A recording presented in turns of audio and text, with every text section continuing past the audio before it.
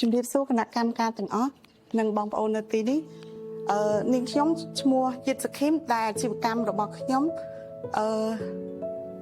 មូលនិធិនៃខ្មែរហើយថ្ងៃនេះក៏ខ្ញុំសប្បាយចិត្តដែលបានលើកបង្ហាញអាជីវកម្មរបស់ខ្ញុំអាជីវកម្មរបស់ខ្ញុំគឺផ្ដើមចេញពីក្តារស្រឡាញ់ហើយយើងសប្តាហ៍ថ្ងៃគឺយើងលក់តាមអនឡាញហើយនឹងធ្វើទីតាំងផ្ទាល់ហើយផ្ដើមពីក្តីស្រឡាញ់ហើយចង់ជួយដល់ស្ត្រីមួយចំនួនឲ្យគាត់មានការងារធ្វើ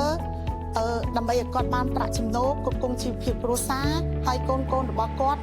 បានបន្តការសិក្សាហើយមួយចំណែកទៀតគឺការបន្ថយការចំណាយស្រុកផងដែរយាមធ្វើម៉េចហាងរបស់យើងជាឈ្មោះខ្មែរ